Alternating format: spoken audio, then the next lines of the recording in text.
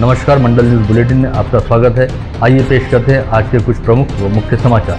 अब तक यदि आपने मंडल न्यूज़ के इस चैनल को लाइक व सब्सक्राइब नहीं किया है तो जल्द से जल्द इस चैनल को लाइक व सब्सक्राइब जरूर कर दें।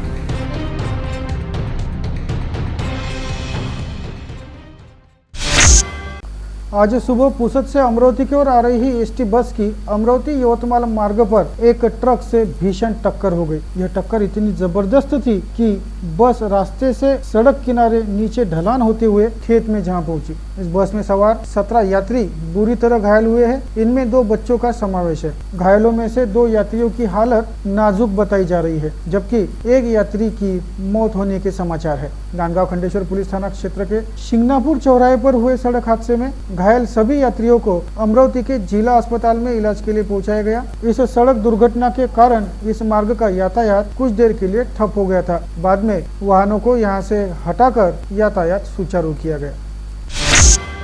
वर्तमान में कोविड संक्रमण का असर व प्रभाव काफी हद तक कम हो गया है। ऐसे में उच्च व तंत्र शिक्षा विभाग अंतर्गत आने वाले सभी विद्यापीठों व कॉलेजों में पहले की तरह प्रत्यक्ष यानी ऑफलाइन पढ़ाई शुरू करने को मान्यता दी गई है। इस आशय की जानकारी राज्य के उच्च व तंत्र शिक्षा मंत्री उदय सामंत ने दी। इस संदर्भ में ट्विटर के जरिए जानकारी देते हुए मंत्री उदय सामंत ने बताया कि कोविड संक्रमण की रफ्तार के सुस्त होते ही सभी महाविद्यालयीन छात्र छात्राओं द्वारा विद्यापीठों व कॉलेजों को ऑफलाइन शुरू करने की मांग की जा रही थी। ऐसे में स्थिति की समीक्षा करते हुए उनके मंत्रालय ने अपने अंतर्गत आने वाले विद्यापीठों व महाविद्यालयों की कक्षाओं को ऑफलाइन पद्धति से शुरू करने को मान्यता प्रदान कर दी है।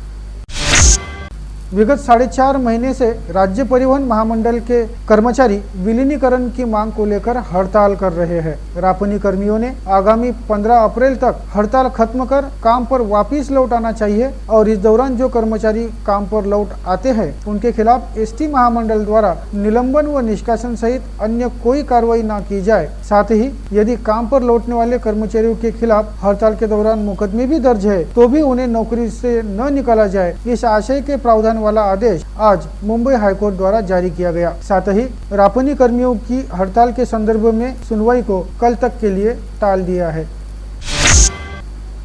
सभी को समान न्याय, समता व बंधुत्व के विचारों की प्रेरणा देने के साथ ही देश को संवैधानिक दिशा देने वाले भारत रत्न बाबा साहेब आम्बेडकर की 131वीं जयंती के उपलक्ष्य में आज बुधवार 6 अप्रैल से समूचे राज्य में लगातार 10 दिनों तक आम्बेडकर जयंती महोत्सव का आयोजन किया जा रहा है। इस आशय की घोषणा सामाजिक न्याय मंत्री धनंजय मुंडे ने की। उन्होंने बताया कि आगामी 10 दिनों तक बेहद अभिनव पद्धति से डॉक्टर बाबा साहेब आम्बेडकर का जयंती उत्सव मनाया जाएगा। सामाजिक न्याय व विशेष सहायता विभाग द्वारा यह आयोजन किया गया है।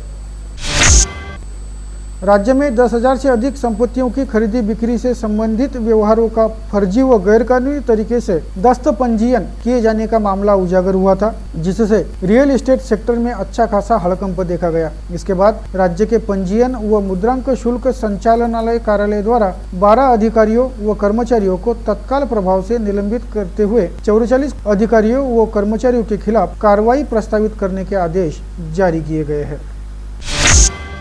गत रोज नांदेड़ शहर के ख्यातनाम भवन निर्माण व्यवसायी संजय बियानी की उस समय गोली मारकर हत्या कर दी गई जब वे सुबह 11 बजे किसी से मिलकर अपने घर वापस लौट रहे थे। दिन दहाड़े सबकी आंखों के सामने हुए इस हत्याकांड के चलते सभी व्यापारियों व व्यवसायियों में भय व चिंता की लहर के साथ असुरक्षा की भावना है। अंततः पुलिस द्वारा संजय बियानी के हत्यारों को जल्द से जल्द ढूंढ निकालते हुए उनके खिलाफ फास्ट ट्रैक कोर्ट में मामला चलाया जाए। इस आशय की मांग राजस्थानी हितकारक मंडल की अगुवाई में राजस्थानी, मारवाड़ी व माहेश्वरी समाज बंधुओं द्वारा निवासी उपजिलाधीश आशीष बिजवल के जरिए राज्य के मुख्यमंत्री उद्धव ठाकरे को भेजे गए ज्ञापन में की गई। बिल्डर व्यवसायी की संजयजी बियाणी यांची निर्घुण हत्या करण्यात आली। त्या हत्येचं सर्वप्रथम राजस्थानी समाज अमरावती जिल्हा व माहेश्वरी पंचायत अमरावती जिल्हा आणि राजस्थानी समाजातील सर्व समाज घटक या घटनेचा तीव्र शब्दात निषेध व्यक्त करत आहे। मी आपल्या माध्यमाने राज्याचे मुख्यमंत्री यांच्यापर्यंत ही मागणी पोहोचवू इच्छितो। कृपया आपण हा निवेदन स्वीकार करा। गत रोज नांदेड़ में हुई इस जघन्य वारदात का पता चलते ही स्थानीय राजस्थानी, मारवाड़ी व माहेश्वरी समाज बंधुओं में शोक व संताप की लहर व्याप्त हो गई, जिसके उपरांत राजस्थानी समाज बंधुओं के सबसे बड़े संगठन राजस्थानी हितकारक मंडल के अध्यक्ष व दैनिक अमरावती मंडल के संपादक अनिल अग्रवाल के आह्वान पर समाज बंधुओं ने मामले का निषेध करने के साथ ही आज बुधवार 6 अप्रैल की सुबह 11 बजे स्थानीय इरविन चौराहे पर एक श्रद्धांजलि सभा का आयोजन किया। साथ ही ये पूर्णावृत्ति जो बढ़ रही है समाज के अंदर, ये अभी संजय बाबू का है, लेकिन ये किसके ऊपर भी हो सकता है। हर समय अपने साथ में रहना है और इसका निषेध होना चाहिए। साथ ही निवेदन भी देना चाहिए कि अमरावती में जो गुंड प्रवृत्ति के लोग हैं, इनको कुछ ना कुछ करना चाहिए कि भाई 1 साल के लिए बाहर कर दे, जो भी तड़ीपार करते हुए। राजस्थानी बंधुजन, क्योंकि ये बहुत ही ऐसी दुखद ऐसी घटना हुई है और हम सब मिलकर उसका निषेध कर रहे हैं। मैं अनिल भैया, राजेश जी, सुरेश जी, आप सभी को बताना चाहती हूँ कि हम महिलाएं भी आपके साथ में पूरे कंधे से कंधा मिलाकर इस निषेध में हम आपके साथ में हैं। राजस्थानी समाज के नांदेड़ निवासी पति संजय जी बियानी पर एक क्रूर हमला होकर उनकी मौत हो गई। इस घटना का जितना निषेध किया जाए उतना कम है। सभी समाज के संगठनों द्वारा उस विषय में जिलाधिकारी को निवेदन दिया जाएंगे, लेकिन पक्ष पातळी पर आज ही हमारा वरिष्ठ नेतागण आ रहे हैं, उनके समक्ष भी यह विषय रखा जाएगा और निश्चित रूप से शासन पर, प्रशासन पर, दोषियों पर कार्रवाई करने हेतु उचित दबाव बनाया जाएगा, इतना मैं आश्वस्त करता हूँ। इस सभा में राजस्थानी हितकारक मंडल, अमरावती माहेश्वरी पंचायत, माहेश्वरी वरिष्ठ नागरिक सभा, जिला माहेश्वरी संगठन, राजस्थानी हितकारक महिला मंडल, राजस्थानी हितकारक युवा मंडल, अग्रवाल महिला मंडल, ओसवाल संघ, अखिल भारतीय राजस्थानी महिला मंडल के सभी पदाधिकारी व सदस्य बड़ी संख्या में शामिल हुए। सभी समाज बंधुओं द्वारा इस घटना का निषेध करते हुए स्व संजय बियानी को भावपूर्ण श्रद्धांजलि अर्पित की गई। इरविन चौराहे पर निषेध प्रदर्शन व श्रद्धांजलि सभा के बाद सभी समाज बंधु एक मोर्चे की शक्ल में जिलाधीश कार्यालय पहुंचे, जहां पर राज्य के मुख्यमंत्री उद्धव ठाकरे तथा गृह मंत्री दिलीप वळसे पाटिल के नाम एक ज्ञापन निवासी उपजिलाधीश आशीष बिजवाल को सौंपा गया। नांदेड़ में जो ये बहुत दुखद घटना हुई है, इसका हम राजस्थानी समाज की ओर से तीव्र निषेध करते हैं और कड़ी से कड़ी सजा होना चाहिए, ये निवेदन करते हैं। प्रसिद्ध व्यवसायी आणि सामाजिक कार्यकर्ते श्री संजय बाबू बियाणी यांची काल अवघ्या 2 फुटाच्या अंतरावरनं गोळ्या झाडून हत्या झाली। या हत्येच्या तीव्र निषेधार्थ आज राजस्थानी समाज एकवटला आणि राजस्थानी समाजाने राज्याचे मुख्यमंत्री श्री उद्धवजी ठाकरे यांच्यापर्यंत कलेक्टरच्या माध्यमानं निवेदन दिलं आहे। त्या निवेदनात आमची मागणी केली आहे की जे हत्यारे असेल, ज्यांनी निर्घुण हत्या केली आहे, त्यांना त्वरित अटक करावी, त्यांच्यावर कारवाई करावी। आणि असं ऐकण्यात येत आहे की दिंदा गँगनी ही पूर्ण हत्या केली आहे खंडणीसाठी। खंडणीची ही जी प्रवृत्ती आहे ती प्रगतिशील महाराष्ट्राला शोभत नाही। पटना, बिहार, उत्तर प्रदेश सारख्या राज्यात अशा प्रकारच्या घटना कॉमन आहेत, पण महाराष्ट्रात अशा प्रकारची घटना महाराष्ट्राला हादरून देणारी आहे। आम्ही कलेक्टरच्या माध्यमानं मागणी केली आहे की या पूर्ण प्रकरणाची चार्जशीट लवकरात लवकर पुटअप करावी आणि फास्ट ट्रॅक कोर्टमध्ये उज्ज्वल निकमला नियुक्त करून हा पूर्ण प्रकरण चालवावा आणि दोषींना फाशी द्यावी। मेरे पति संजय बियानी केवल मुंदड़ा व सोमानी परिवार के ही आधार स्तंभ नहीं थे, बल्कि वे पूरे नांदेड़ शहर व जिले के लिए एक मजबूत सहारा थे, जिन्हें कल 2 अज्ञात लोगों ने दिन दहाड़े गोली मारकर मौत के घाट उतारा। संजय बियानी की हत्या बड़े ही सुनियोजित तरीके से की गई है, जिसके लिए बाकायदा हत्यारों को सुपारी दी गई थी। ऐसे में गोली चलाने वाले उन दोनों हत्यारों के साथ साथ उन्हें सुपारी देने वाले मुख्य मास्टरमाइंड को पुलिस जल्द से जल्द गिरफ्तार करे, यह मांग मृतक संजय बियानी की पत्नी द्वारा की गई। अपने पति के पार्थिव को देखते ही संजय बियानी की पत्नी फूट फूट कर रो पड़ी और उन्होंने पुलिस और प्रशासन पर भी सनसनीखेज आरोप लगाए। उनका कहना है कि संजय बियानी की हत्या हुए 24 घंटे से अधिक का समय बीत चुका है, परंतु अब तक नांदेड़ के जिलाधीश एवं शहर पुलिस आयुक्त ने बियानी परिवार के आवास पर भेंट तक नहीं दी है। यानी कुल मिलाकर पुलिस और प्रशासन द्वारा केवल अपनी कागजी खानापूर्ति को पूर्ण किया जा रहा है। गत रोज नांदेड़ शहर के ख्यातनाम बिल्डर संजय बाला प्रसाद बियानी की उनके घर के सामने दिन दहाड़े गोली मारकर हत्या कर दी गई। ये पूरी वारदात घटनास्थल के पास लगे सीसीटीवी कैमरे में कैद हो गई है, जिसमें साफ तौर पर दिखाई दे रहा है कि 51 वर्षीय संजय बियानी जैसे ही अपने कार से नीचे उतरकर अपने घर की ओर बढ़ते हैं, वैसे ही दुपहिया पर सवार होकर आए दो युवक उन पर ताबड़तोड़ फायरिंग करना शुरू कर देते हैं। इस समय दोनों अज्ञात हमलावरों ने बियानी पर बेहद नजदीक से 5 सेकंड के भीतर 12 राउंड फायर किए, जिनमें से 4 राउंड बियानी को लगे। इस फायरिंग में 2 गोलियां बियानी की गर्दन और 2 गोलियां छाती में लगी। इस समय हमलावरों ने संजय बियानी के जमीन पर गिरने के बाद भी उन्हें बेहद पास से गोली मारने का भी प्रयास किया। साथ ही उनके वाहन चालक पर भी गोली चलाई, जिसके चलते वाहन चालक बुरी तरह से घायल हुआ। अमरावती में सरकारी मेडिकल कॉलेज व अस्पताल शुरू करने हेतु नांदगांव पेठ के निकट 18.53 हेक्टेयर जमीन प्रस्तावित की गई है। यहाँ पर सरकारी मेडिकल कॉलेज व अस्पताल स्थापित करने हेतु गत रोज अमरावती जिले के दौरे पर आई विशेषज्ञों की समिति ने अपनी मुहर लगा दी, जिसके चलते नांदगांव पेठ में ही प्रस्तावित सरकारी मेडिकल कॉलेज व अस्पताल के निर्माण का रास्ता प्रशस्त हो गया है। गत रोज अमरावती के दौरे पर पहुंची विशेषज्ञों की टीम ने स्थानीय सर्किट हाउस में जिला पालक मंत्री एडवोकेट यशोमती ठाकुर से चर्चा करते हुए उन्हें नांदगांव पेठ में उपलब्ध कराई जा रही जमीन राष्ट्रीय आयुर्विज्ञान आयोग द्वारा तय किए गए मानकों के अनुसार पूरी तरह योग्य रहने की जानकारी दी। साथ ही इस संदर्भ में विशेषज्ञों की समिति द्वारा तय की गई रिपोर्ट को भी पालक मंत्री यशोमती ठाकुर के समक्ष रखा गया।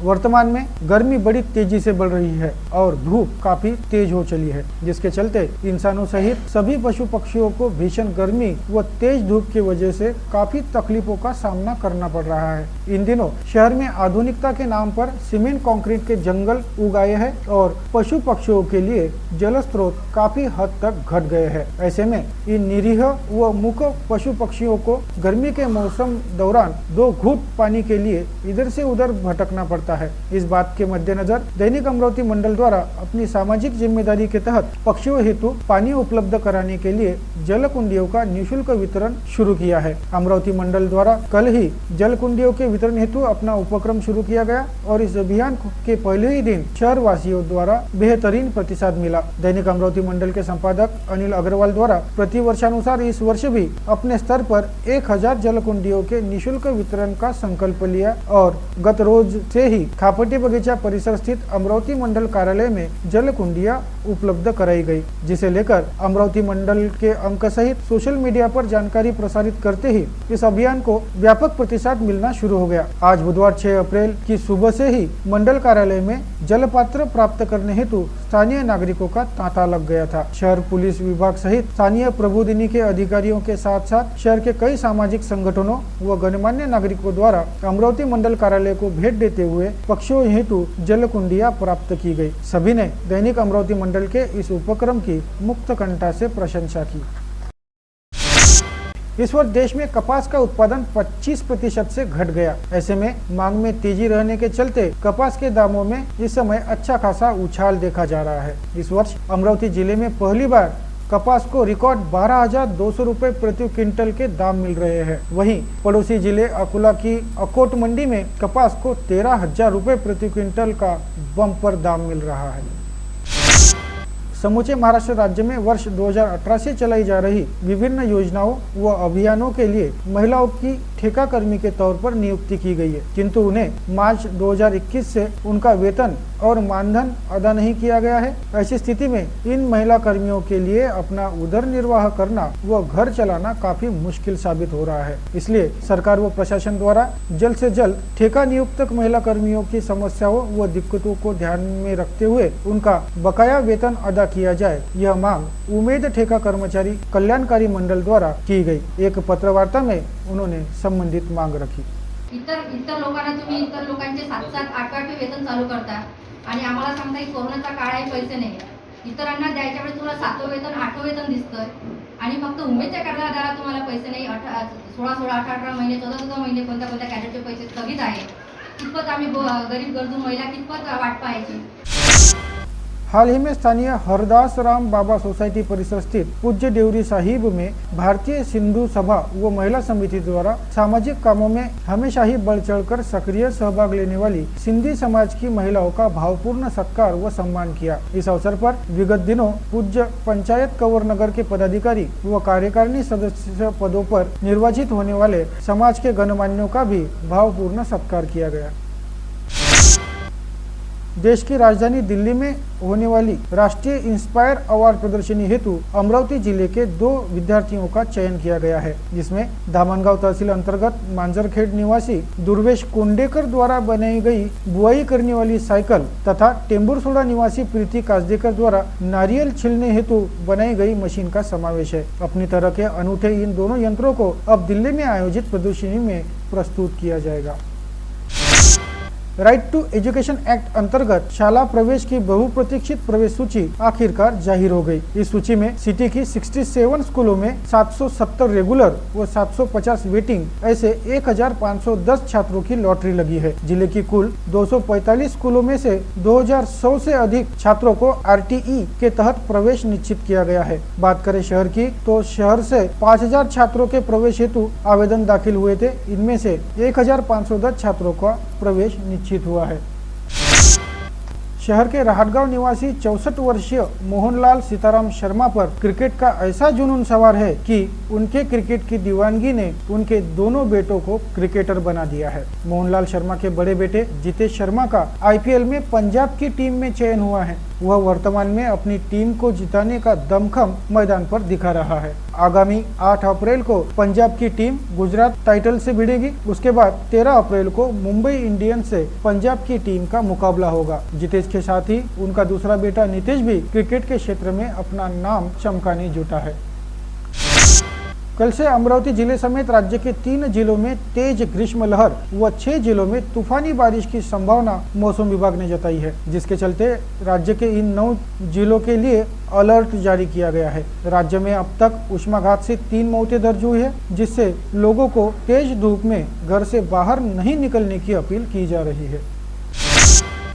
राजस्व कर्मियों की मांगों की पूर्तता के लिए सभी राजस्व कर्मचारी संगठन 4 अप्रैल से बेमियादी हड़ताल पर है। इस हड़ताल को कई संगठनों ने अपना समर्थन जाहिर किया। अव्वल कारकुन मंडल अधिकारी संवर्ग से नायब तहसीलदार के प्रमोशन तत्काल करने, महसूल सहायक सिपाही, वाहन चालकों के रिक्त पद तुरंत भरने, राजस्व कर्मियों के पदों का आकृतिबंध संबंधित दांगट समिति की रिपोर्ट मंजूर करने आदि मांगों के लिए राजस्व कर्मचारी आंदोलन कर रहे हैं। संबंधित मांगों को लेकर कई बार शासन से चर्चा की गई, लेकिन यह मांगे पूर्ण नहीं होने के कारण अब कर्मचारियों को आंदोलन का निर्णय लेना पड़ा, ऐसा आंदोलक राजस्व कर्मियों ने बताया।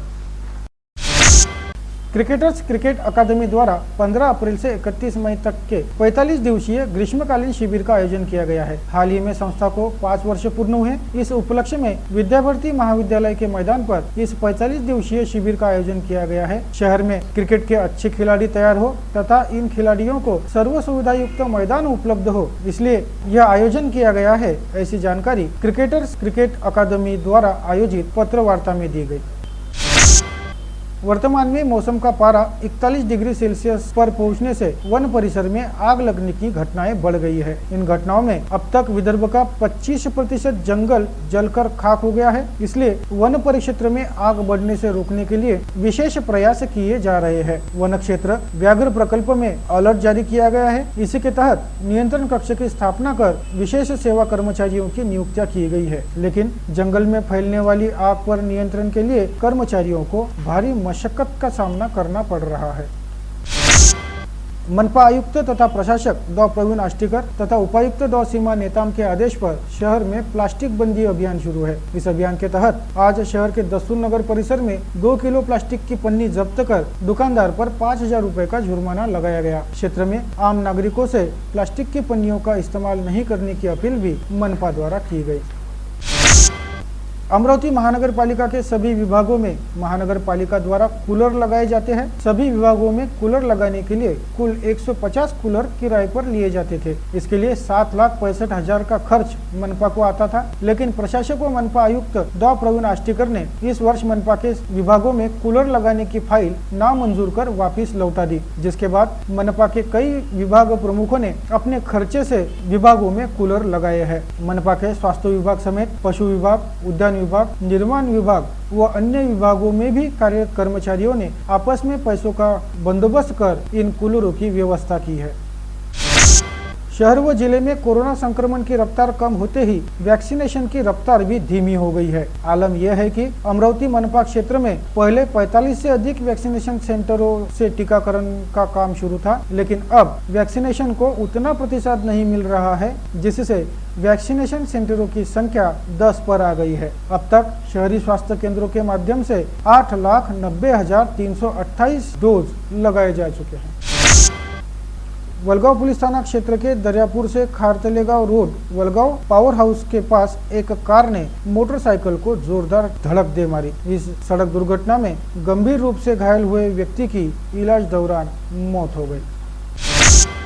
बेनोड़ा पुलिस थाना क्षेत्र के ग्राम बारगांव स्थित खंडेलवाल के खेत में आरोपी ने एक महिला पर बलात्कार किया। उसकी लाचारी का लाभ उठाते हुए कई बार उसका यौन शोषण किया, जिसके चलते युवती गर्भवती हो गई। पीड़ित युवती की मां की शिकायत पर पुलिस ने आरोपी के खिलाफ अपराध दर्ज गिरफ्तार किया। तहकीकात के बाद अदालत में दोषारोप पत्र दायर किया गया। मुकदमे की सुनवाई दौरान जिला व सत्र न्यायालय क्रमांक 4 के न्यायमूर्ति श्रीमती एस सिन्हा की अदालत ने आरोपी बड़ीराम उर्फ गोलू भुजन सिंह युवनाते को दोषी करार देते हुए 20 साल के सश्रम कारावास की सजा सुनाई। शराब पीकर रोजाना विवाद करने वाले पति से छुटकारा पाने के लिए पत्नी माधुरी ने पति सुनील वंजारी को बिजली के खंभे से बांधकर बेदम पीटा। इतना ही नहीं तो पति को फांसी लगाकर उसे मार डाला। यह दिल दहला देने वाली घटना तिवसा तहसील के मोजरी गांव में उजागर हुई। पुलिस ने आरोपी पत्नी को गिरफ्तार कर लिया है। पुलिस आयुक्त के विशेष दस्ते ने फ्रेजरपुरा पुलिस थाना क्षेत्र के शिव एकता चौक परिसर में चल रहे जुआ अड्डे पर छापा मारकर 6 आरोपियों को गिरफ्तार किया। पुलिस ने यहां से 17,450 रुपए नगद समेत जुए की अन्य सामग्री बरामद कर माल समेत आरोपियों को आगे की कार्रवाई के लिए फ्रेजरपुरा पुलिस के हवाले किया है। फ्रेजरपुरा पुलिस से प्राप्त जानकारी अनुसार उन्हें कंट्रोल रूम से सूचना मिली कि नरसम्मा कॉलेज के पास एक नाबालिग लड़का हाथ में चाइना चाकू लेकर आने जाने वाले लोगों में दहशत फैला रहा है। इस पर डीबी स्क्वाड की टीम ने मौके पर पहुंचकर आरोपी को अपने ताबे में लेते हुए चाइना चाकू और एक मोपेड ऐसे कुल 50,500 रुपए का माल बरामद किया। उसी प्रकार नांदगांवपेट पुलिस थाना क्षेत्र के हाईवे रोड ओवरब्रिज के नीचे देशी दुकान के सामने आरोपी रिजवान खान शराफत खान अपने हाथ में खुखरी जैसे हथियार लेकर लोगों में दहशत फैला रहा था। पुलिस ने उसे गिरफ्तार किया। गाड़गेनगर पुलिस थाना क्षेत्र के गुलाब बाबा नगर के सामने लक्ष्मी नगर रोड पर चंदू इंगोले नामक आरोपी हाथ में तलवार लेकर लोगों में दहशत फैला रहा था। पुलिस ने उसे गिरफ्तार कर हथियार प्रतिबंधित कानून के तहत कार्रवाई की। फ्लैट का 3 महीने का ज्यादा किराया भिजवाने का बहाना बनाकर एक फ्लैट मालिक को 50,000 रुपए का चूना लगाया गया। 10 व 11 अक्टूबर को यह धोखाधड़ी की घटना घटी। इस मामले में 4 अप्रैल को सिटी कोतवाली पुलिस थाने में साइबर सेल पुलिस विभाग का पत्र प्राप्त होने के बाद अपराध दर्ज किया गया है। मोर्शी आबकारी यूनिट की टीम ने पेट्रोलिंग दौरान मिली गुप्त सूचना के आधार पर लोनी करसगांव मार्ग पर एक इंडिगो कार रोककर तलाशी ली। कार में 2 आरोपी देशी शराब के जखीरे की तस्करी करते पकड़े गए। पुलिस ने इन आरोपियों को गिरफ्तार कर 5 लाख रुपए का माल बरामद किया। गत रोज दसूर नगर परिसर निवासी जयेश दादलानी ने दोपहर 12 बजे अपनी प्रेमिका द्वारा घर से भागकर विवाह करने हेतु डाले जा रहे दबाव से तंग आकर फांसी का फंदा लगाकर आत्महत्या कर ली थी। इस समय मौके पर जयेश दादलानी की प्रेमिका भी उपस्थित थी, जिसकी आंखों के सामने जयेश ने फांसी का फंदा लगाया। पश्चात दादलानी परिवार द्वारा इस संदर्भ में दर्ज कराई शिकायत के आधार पर राजापेट पुलिस ने जयेश की प्रेमिका के खिलाफ 306 व 506 के तहत आत्महत्या हेतु उकसाने व प्रोत्साहित करने का मामला दर्ज किया है। यवतमाळ जिला अंतर्गत मारेगांव तहसील के भूमि अभिलेख कार्यालय में कार्यरत उप अधीक्षक बबन सोयाम व लिपिक अविनाश पाटिल को एंटी करप्शन ब्यूरो ने एक किसान से रिश्वत लेते हुए रंगे हाथ गिरफ्तार किया। अमरावती एसीबी विभाग अंतर्गत यह कार्रवाई की गई। आप देख रहे थे मंडल न्यूज बुलेटिन। हमारे चैनल को लाइक करें, शेयर करें और हाँ, सब्सक्राइब करना ना भूलें। कल होगी आपसे फिर मुलाकात, तब तक के लिए धन्यवाद।